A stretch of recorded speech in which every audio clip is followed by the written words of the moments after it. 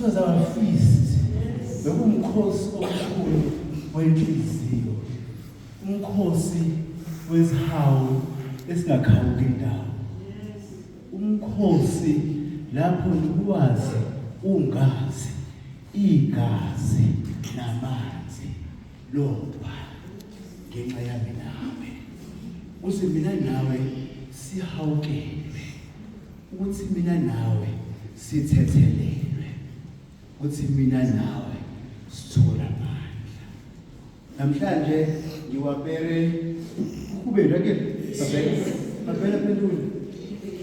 Sisavuka. Ikoke red. Preschool is red. It's red. Not red. It's red. Leyabayabazi ngokubomvu. Bomvu kwegazi. Igazi. It's red mad. Akia. So wapere kubeli kajenu ngoba ningi na kuba mkhosi wa Petrus no Paulus. Rabatsiba batho ngibona. Oh, kuthwa how Petrus. Oh, Paulus kanze. Abantu uzokwazi ngoba ufunda izwi. Konke izwi. Nalapho zinizwi. Hayi iBhayibheli cha. But speaking iBhayibheli, it's plugin. The Bible is just a basic instruction before leaving earth. But izwi laba inyama kahlala phakathi kwami nawe. Izwi yilona lisipha amandla. Hayi iBhayibheli, izwi esithole eBhayibhelini. Mosifunda izwi namhlanje, isifundo sokuqala nje sizwa inkinga uPetrus ahlangana nazo.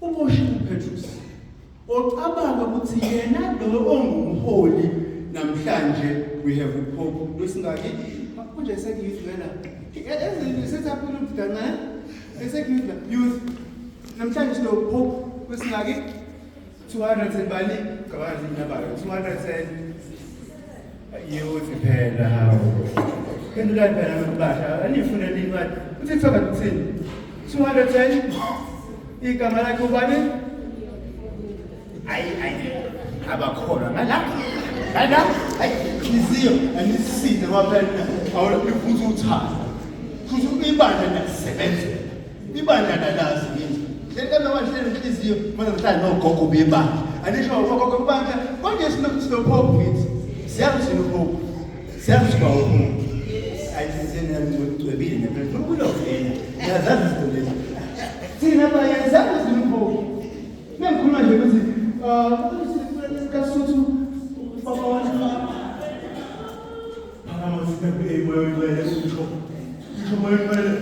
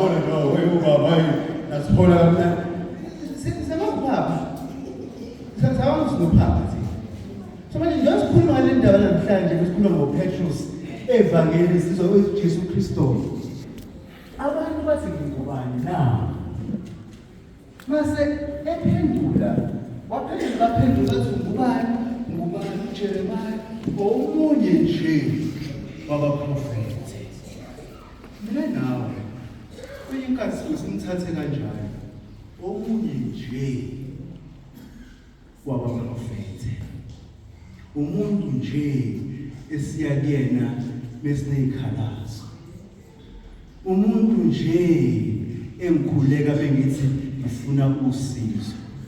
Namhlanje umbuzo obuzayo ubuza very simple. Sengizwile ukuthi bathini abantu. Ngabezwa bathi ukuba. And then now usephenduka kubafundi bakhe. Usephenduka kumina nawe. Lapho mina nawe siyalazi izwi. Lapho mina nawe siphila ngalo izwi. Uzosibuza ukuthi namhlanje ubhekene nazo izinkinga obhekene nazo. Usukhalile inyembezi ezingazibona. Usumthukile noNkulunkulu ubungqongqoshe bakhe. Ubuza umbuzo uthi wena-ke uthi ngingubani? Wena-ke who do you say I am? Lo I am lo suthola uMose ethuma khona uNkulunkulu ethi hamba uyokhulula abantu bami baseGibhithe. Mase uMose ethi ngiyakuzwa ngithuma. Mase ngifika phambi kwabo ngizothi ngithunywe ubani na? Athi uNkulunkulu uthi uthunywe nguye onguye. Uthunywe I am nguye. Uri ngidire ngitho tsa I am. Ka matla aka afola. Ka buthakathaka baka ezumuthu. I am uyamthuma uthi noma kunjani hamba. Namhlanje sikuba umholi webandla ekuthiwa uPetrus. Owahlala ezophapha wokuqala. Manje sikuba futhi yengithi umlekeleli wakhe. Kodwa sigube futhi esinye isiqwebe ekuthiwa uPawulos. Yena oyehamba eshumayela leli vangeli kwabantu bezizwe. Kwabantu ababengakhethekile. Kwabantu ababengamazi uNkulunkulu njengoba babengathembisiwe bona. So uPetrus njengoba umholi ubambile ibandla ngezimfundiso zakhona ngoba yena wayengumlandeli one of the 12 disciples ehamba naye uJesu enobuthakathaka bakhe. Enobuthakathaka bakhe uveza ubuntu bami nawe. eBhayibhelini ake kwafundwa khona wezwe ukuthi khona waphela uNkulunkulu njengoPetrus. Wamphika kathathu. Esemthembisile uthi hayi chomi khohlwa. Then I'll do it die. Ngokulandela nithini? Noma besithembisa nje ababesha bangani. Bethi buthi khona khuleka. Lapho khona sofana. Mase fika igigaba zempilo. Mase fika izinto ezithikameza. Ufike nabanye abangane abathayi kwaphela wena kwinto besa for you come to side. Simphile ngalutho. Wamphika inkosi. Wayisola. uPetrus usakhuluma ngaye. uPetrus wathi lapho esezwile ukuthi hayi umzimba usekho. Wagijima lesinye nomunye umfundi uJesu emthanda kakhulu. Kodwa uPetrus ngokuthakathaka bakhe nokukhula bakhe wangena eqala. Wathi usekho umzimba kaMeya. Wahlaziya. Petrus uyena namhlanje ekuthiwa lokho kwaziyo awumbonelwanga umuntu. Ayikho inyama, alikho igazi elikwazi selokho kwaziyo namhlanje. Ukwazi ukuthi umbonelwe ngaphezulu. Beka imbusiso zakho na. Lapho khona sebekhulumile abantu. Awukuthemba Nkosi. Angeke ube nabantwana. awuwodwa ukhohlwa yohleze lethwa yona imvula ngekayithole. But inhlelo zikaNkulunkulu abehlukile kunabantu. uNkulunkulu abafundisa khona abehlukile kunabantu. Namuhla uthi Petrus ngikunika izikhiye, ngikunika izithelo zokuthi zombuso wezulu. Mina nawe kholweni kwami nawe khona sibe sijabule kufanele sizidle sizibuze ukuthi sinamandla maphi ngalo Jesu. Mase ikwenda kaPaulos, uPaulos akabanga nje uPaulos simthanda namhlanje. Ekuthiwa wabhala incwadi mhlambe eyidonsana ngo-14, 1 Corinthians, 2 Corinthians, Philippians, bese lifunda nje izwi. uPaulos umuntu eqala naye wayebulala abantu bakuthiwa abaKristu, igama lakhe kusawusawule. Funa umlando phela nawe esiphuma lana kube khona esikhuluma ngayo nje ugogo eyitshela ukuthi ukephi le ndaba le uzoyifunda. Ungitshela ivesi, ungitshela abalingani bakhona le ndaba zokuchaza manje.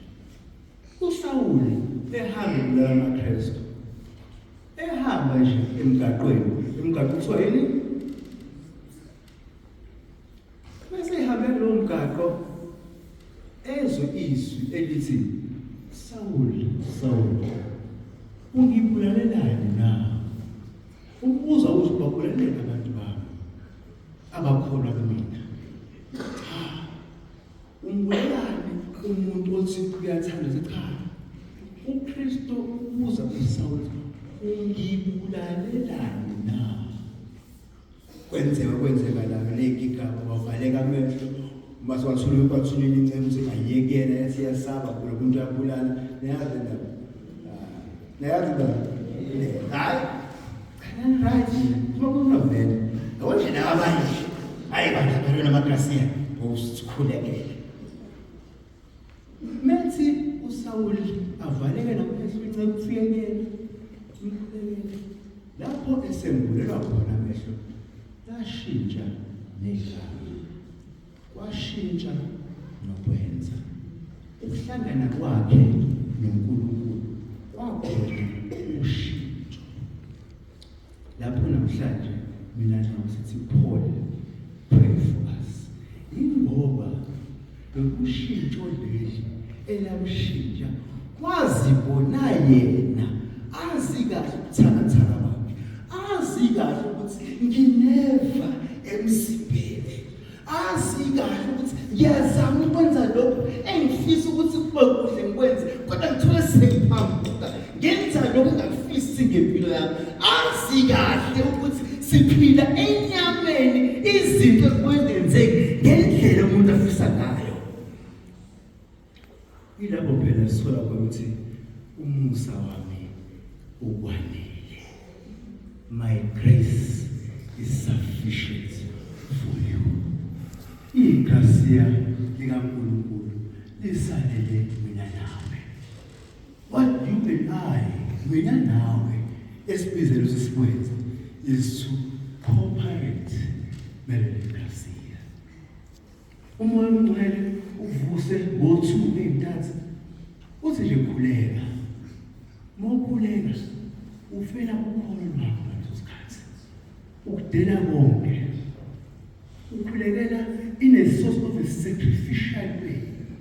Udela ubuthongo bakho, khulekela umntwana wakho oseyunivesithi.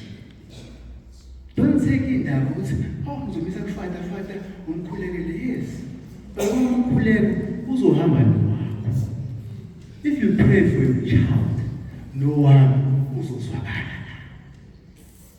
Pray, sacrifice. Igazi liphuma namhlanje alisaphumi njengegazi manje athwa umuntu. It's sacrifice of isikhathi. Uvuna leso ikhathi ubeka phansi ifoni. Don't go through TikTok. Pray.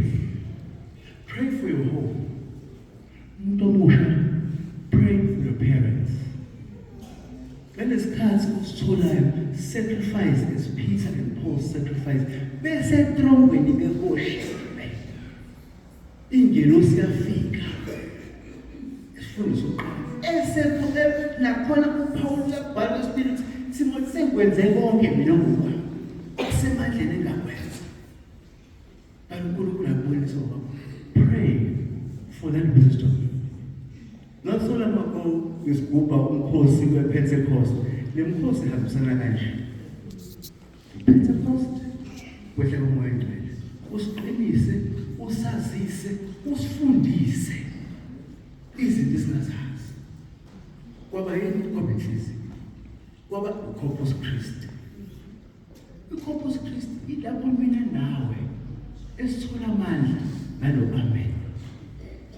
Esithi Nkosi amen ngiyakholwa impela ukuthi umsindisi wempilo yami lapho ngizibuza khona ukuthi who are you God in my life I come to receive ngibone ubele bakho empilweni yami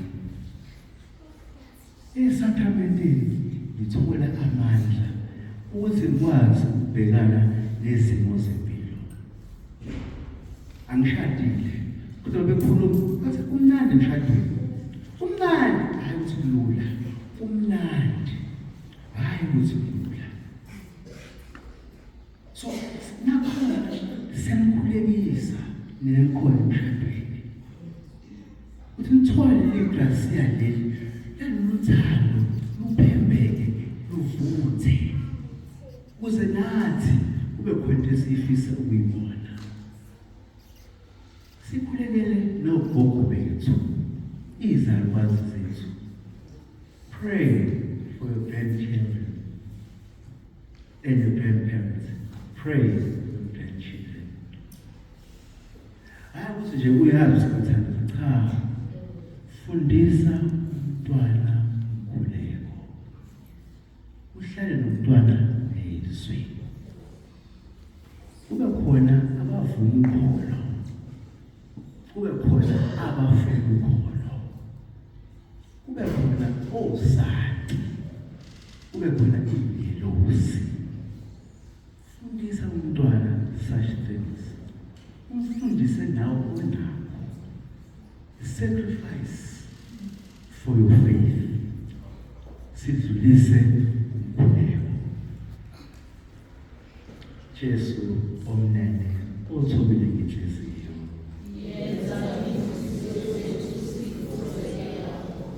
Jesu omnene othobile ngenhliziyo. Jesu omnene othobile ngenhliziyo.